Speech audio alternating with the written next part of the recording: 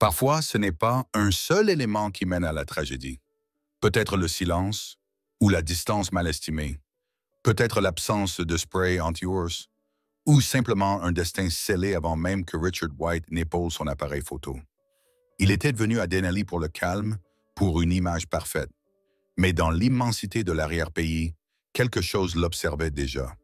En quelques minutes, le point brun qu'il avait cru voir de loin se transforma en un flou violent de griffes, de dents et d'un silence terrifiant. C'est l'histoire dévastatrice de Richard White, photographe animalier, et de ses derniers instants seul au cœur de la nature sauvage. Richard avait 49 ans. Calme, attentif, avec un profond amour pour le grand air, il portait toujours son appareil photo accroché à la poitrine. Basé à San Diego, en Californie, il passait des semaines entières à explorer les étendues sauvages de l'Ouest américain. Toujours seul, toujours à pied, toujours avec un but. Il n'était pas un chasseur de sensations fortes, ni un casse-cou. Pour lui, la nature était une méditation.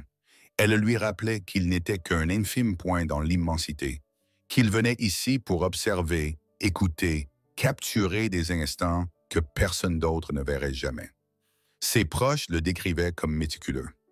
Il planifiait ses voyages à l'heure près, étudiait la météo, les saisons de migration, le comportement animal. Il ne se contentait pas de photographier les animaux. Il les comprenait. Il croyait profondément que si vous respectiez la nature, elle vous respecterait en retour. Pendant des années, il avait parcouru le glacier de Yellowstone, la Sierra Nevada, toujours seul et émerveillé. Mais en août 2012, il choisit un défi plus grand, le parc national de Denali, en Alaska. Denali n'est pas un endroit pour les randonneurs du dimanche. C'est plus de 6 millions d'acres de montagnes imposantes, forêts denses, vallées fluviales immenses. Et dans ce territoire, plus de 300 grizzlies errent librement.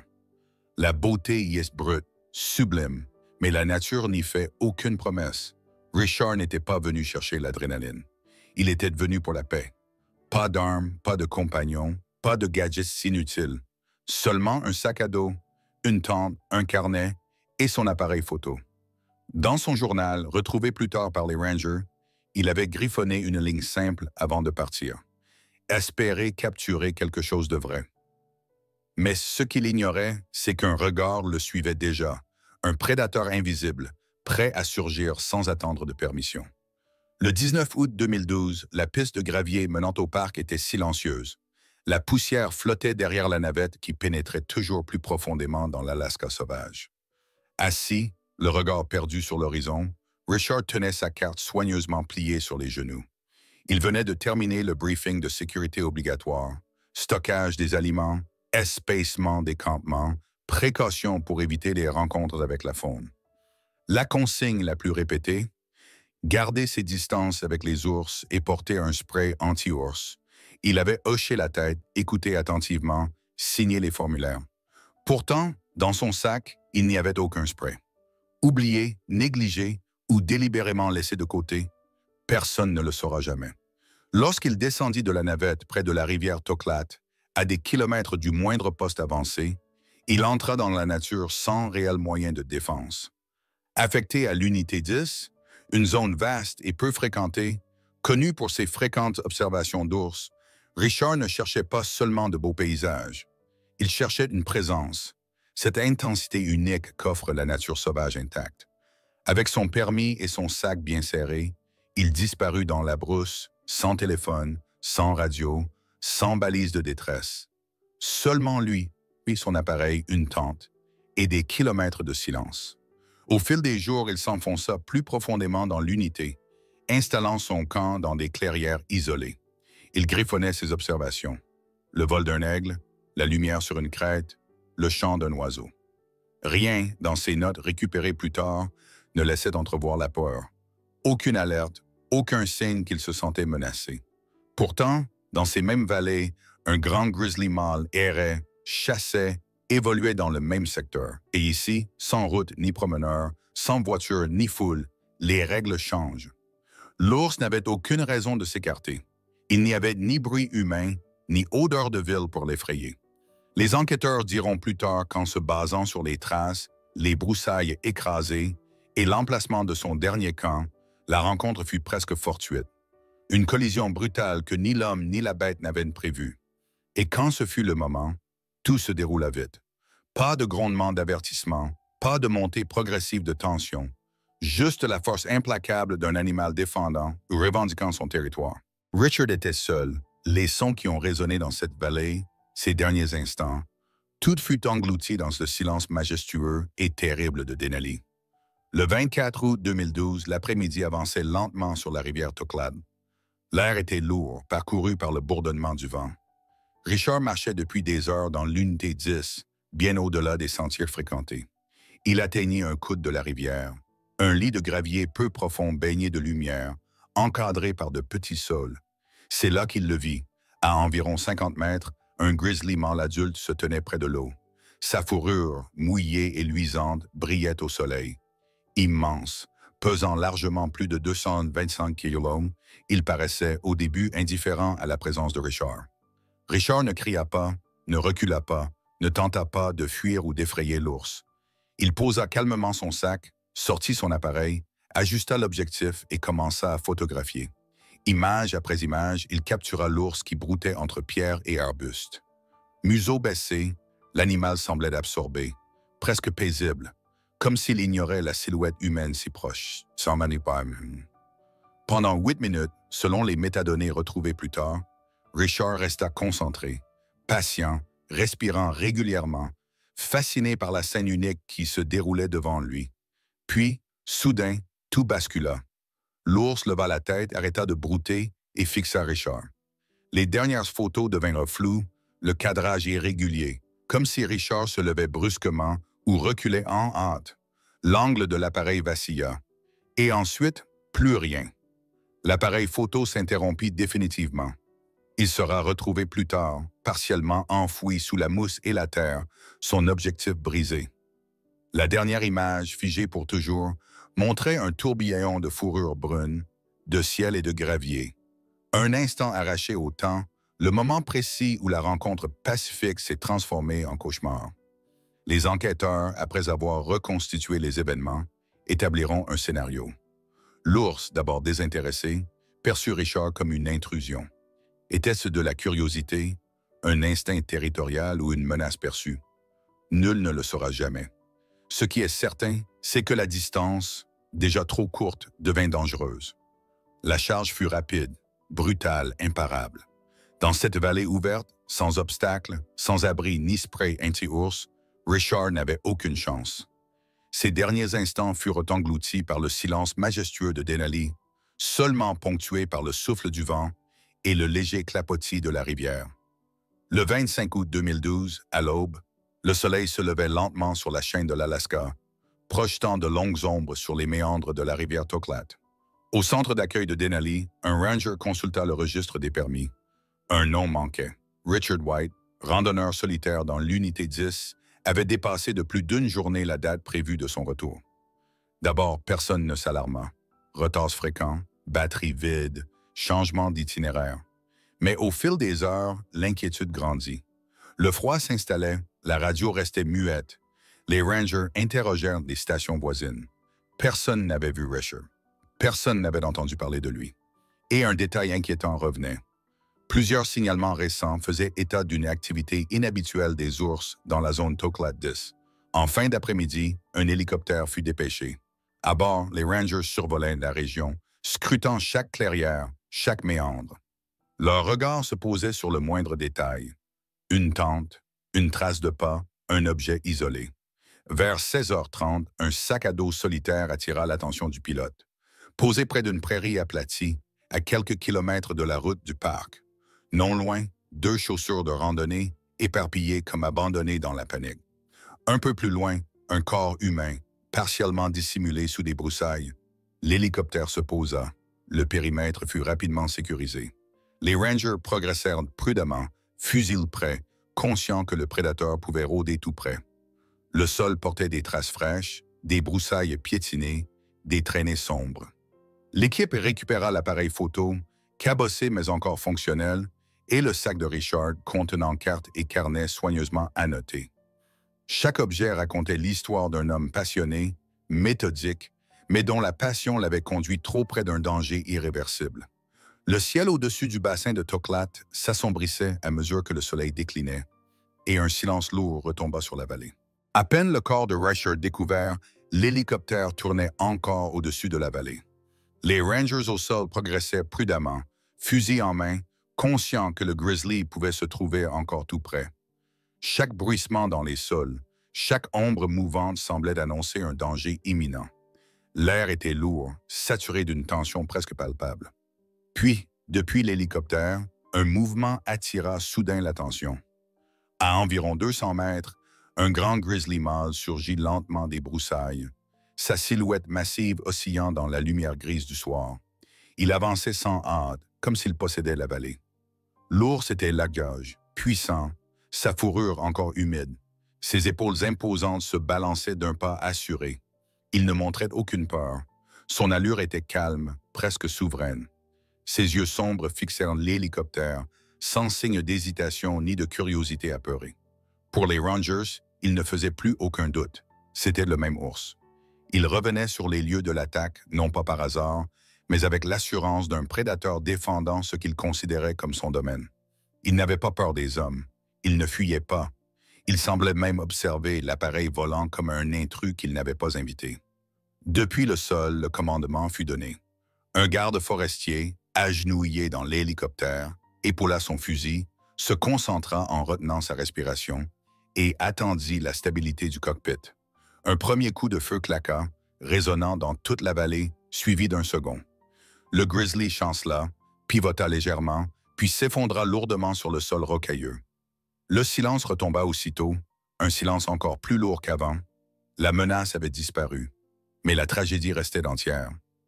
Les Rangers au sol approchèrent avec précaution du corps massif. Ils confirmèrent que l'ours ne bougeait plus. Il était mort. La zone fut rapidement sécurisée. Le vent sifflait dans les branches, emportant avec lui l'odeur âcre de la mort. La lumière faiblissante du jour dessinait de longues ombres sur la toundra. Les Rangers commencèrent à rassembler les affaires de Richard éparpillées autour du site. Son sac à dos, ses cartes, son carnet, soigneusement rempli de notes et de croquis. Chaque objet témoignait de la passion d'un homme méthodique, venu chercher la beauté sauvage, mais qui avait été happé par la brutalité de ce même monde. Le corps du Grizzly fut placé dans un filet, hissé jusqu'à l'hélicoptère. Il devait être autopsié pour confirmer sa responsabilité dans l'attaque. Pendant que l'équipe nettoyait la scène, la vallée semblait étrangement silencieuse, comme si elle absorbait le drame qui venait de s'y jouer. Les Rangers étaient partagés entre le soulagement d'avoir éliminé la menace et le poids de la perte humaine qu'ils venaient de confirmer.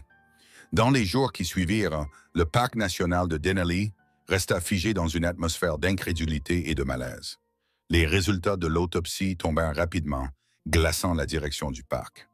Dans l'estomac de l'ours, les experts retrouvèrent des morceaux de vêtements identifiés comme appartenant à Richard, des fragments de sac à dos, un bouchon d'objectif et même des lambeaux de toile de tente. Pire encore, ils mirent au jour des tissus humains et des fragments d'os attestant que le Grizzly avait bien consommé la victime. Les preuves étaient irréfutables. Il s'agissait d'un acte de prédation, non d'un accident, ni d'une défense instinctive. Ce constat glaça jusqu'aux Rangers les plus aguerris. Richard n'avait pas seulement croisé un ours, il avait rencontré un prédateur décidé. Jamais auparavant, un ours de Denali n'avait tué et dévoré un être humain. La nature que Richard admirait tant s'était montrée sous son jour le plus impitoyable et imprévisible. Les clichés récupérés dans son appareil racontaient l'histoire avec une précision glaçante.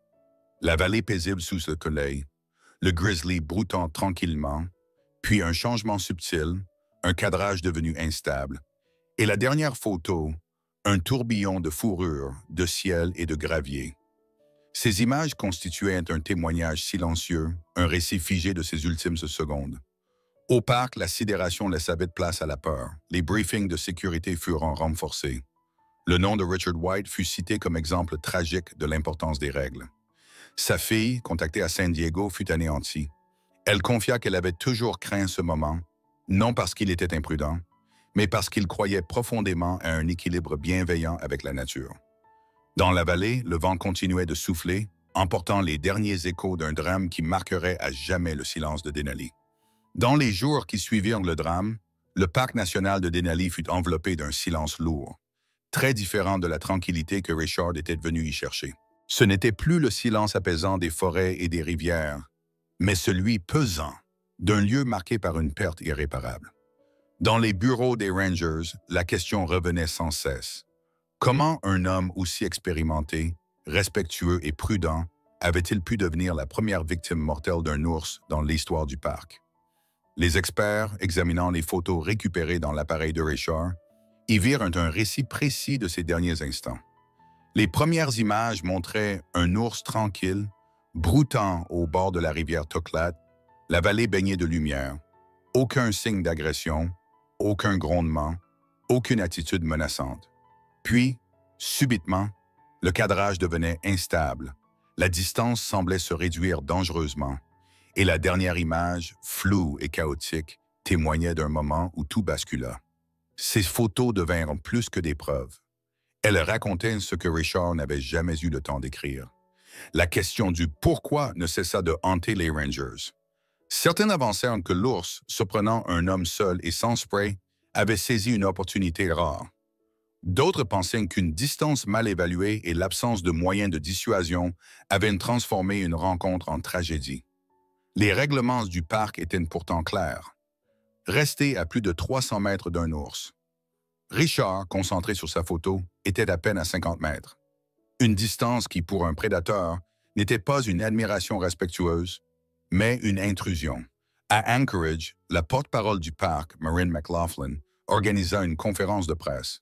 Le visage grave, elle s'adressa aux journalistes. « C'est la première attaque mortelle d'ours dans l'histoire de Denali », dit-elle d'une voix ferme. Ces mots résonnèrent comme un rappel cruel de la puissance imprévisible de la nature. La nouvelle se propagea rapidement, provoquant stupeur et inquiétude bien au-delà de l'Alaska. Pour la famille de Richard, le choc fut immense. Sa fille, âgée de 19 ans, avoua avoir toujours redouté un tel sort, non par manque de confiance en son père, mais parce qu'elle savait qu'il croyait profondément en un équilibre avec la nature. Richard pensait qu'en respectant les animaux, ceux-ci lui rendraient ce respect.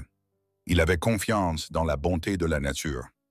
Mais la nature ne fait aucune promesse. Lors d'une cérémonie organisée quelques semaines plus tard à Anchorage, plusieurs Rangers, encore marqués par la récupération de son corps, restèrent silencieux tandis que ses photos défilaient sur un écran. Des clichés de ciel changeant, de mousse épaisse, d'un renard s'arrêtant dans la lumière dorée de l'aube. Aucun ours sur ces photos. Seulement la beauté paisible de paysage que Richard avait su voir avec un œil unique. Un ranger déclara discrètement. Il voyait la nature différemment. Il ne cherchait pas le danger. Il cherchait de la paix. Des messages affluèrent de photographes de tout le pays. Certains n'avaient jamais rencontré Richard, mais connaissaient son travail. D'autres avaient partagé un sentier avec lui, à Yellowstone ou Yosemite. Tous parlaient d'un homme calme, réfléchi, passionné. Mais derrière ces hommages, une vérité plus brutale émergeait. Il était mort parce qu'il était seul, trop près, sans spray anti-ours, sans marge d'erreur dans un monde où la moindre faille peut coûter la vie.